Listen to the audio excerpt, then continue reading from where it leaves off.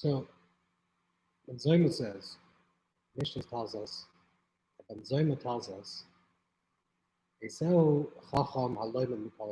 is the wise person? One is able to learn from everyone. Who's Ben Zoma? It's a very interesting name of a sage, a Tanaic sage. Usually the Tanaic sages are called Rebbe or by a title, a certain title, but here he's just called the son of Zoma. And the reason why he's called the son of Zoma, and he doesn't have actually a title, and he's not even called Rebbe Ben Zoma, is because according to Rashi, he passed away at a very young age.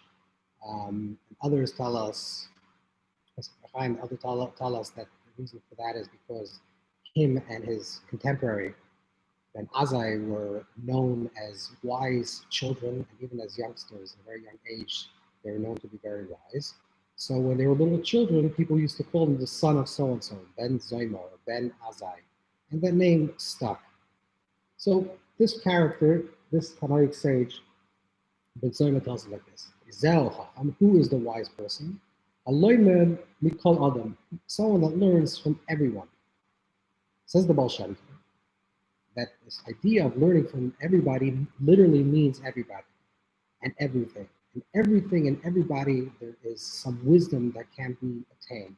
If we look deep enough and hard enough, we can find something that we can learn from this person.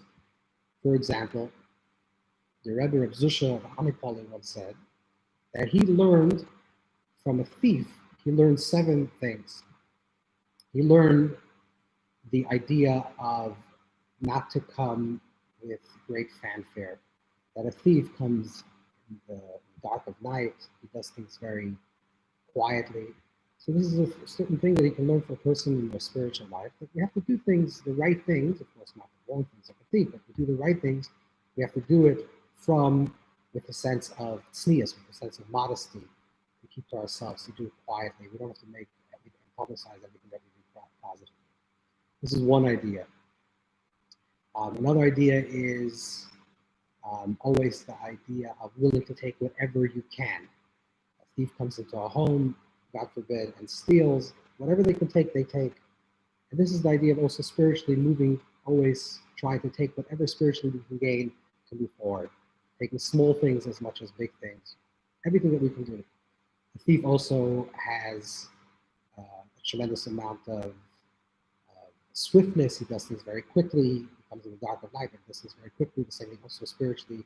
We have to do things as quick as we can. The idea of doing things with great effort, that it takes a lot of ingenuity to figure out how to get into a person's home. But spiritually, this means also that we should think about our own life, how to spiritually grow, to be creative in different ways of thinking about our own spiritual life. A thief is also a person that is very optimistic. If they mess up one night, they'll go back the second. The same thing also spiritually, we always have to be optimistic, that we're going to be successful, and even if we fail, we're going to try again. So these are the things that a person can learn from a thief. And this is just an analogy. Of course, a thief is any other situation or any other person. There's always something from the way a person does something, the way the person lives, or from what we're seeing in this world, that we can procure wisdom. The wise rabbiner of Pinson once said that everyone needs a teacher besides a person, that everyone and everything is a teacher.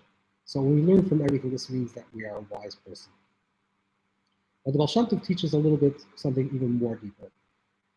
And the way it's written, the way the teaching is given over, is that a person has to look at a person that does something negatively. Because you're learning something, the way the Baal Shem Tov phrases this is that we have to learn even from the Yetzer Hara, even from the negative inclination.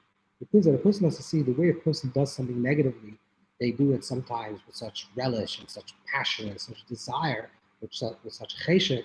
And a person has to think to themselves, how can we also utilize that same, or harness, or create, or stimulate, which is the idea of what Ben Zoma is telling us, that you do teaching. And perhaps the way the Baal Shem Tov reads this and learns this from this particular Mishnah is from the character, or the Tanaic sage, or from the character, from this great sage Ben Zoma.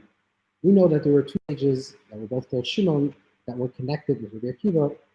One is Ben Azai, one is Ben Zoma. Ben Azai, in fact, married Rabbi Akiva's daughter for a very short period of time, according to certain interpretations.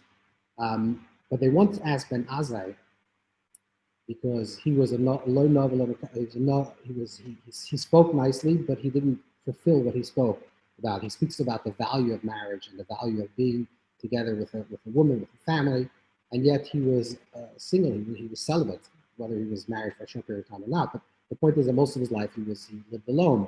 And he said, when they asked him, why don't you marry, or why aren't you living with a woman, he said, what should I do if my nafshi, my heart, my desire, my soul longs, but has a cheshek, has a longing, a strong desire for the study of Torah, which whether this is condemned or condoned, that's besides the point.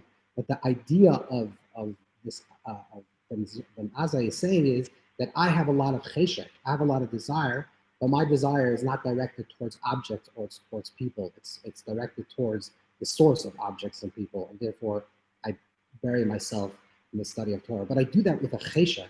I do that with a tremendous amount of desire. And this is the deeper teaching, what Ben Zoma is telling us. Ben Zoma is telling us, Ezel Chacham, who is the wise person, who is the wise individual, is someone that could constantly look at their own personal life. So in the first original teachings that we spoke about, it's looking outwards. You're saying, this person that I just saw, even though he's a negative person, there's some positive traits. Maybe they're doing things very swiftly with alacrity, so therefore I can learn that trait. Maybe they do things very quietly and humbly and unassumingly. Okay, that's something also I can learn. And maybe this is a person that lives with a lot of optimism. That's also something I can learn. So I'm learning from someone that's outside of myself. And here the teaching goes a little bit deeper, which is I'm actually learning from my own self.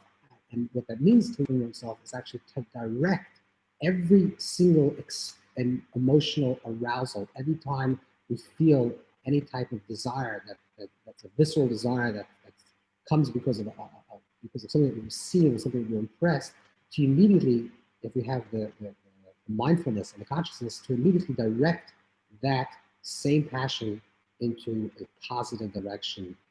And then we could be learning the Kolav. That's the definition of a wise person. The Zel Chacham is Haroya Sanoy. Who is the wise person? The Talmud says in Talmud is someone that sees the future, someone that can see the essence. The future is the possibility of the future is the possibility within the present. So I'm someone that can see the possibility, someone that doesn't look at the superficial and says, let me go a little bit deeper to able to connect with something. And if I can just strip the narrative which enlivens that, and I can connect with that power, then I can connect my cheshek, my desire, to something much higher, bigger,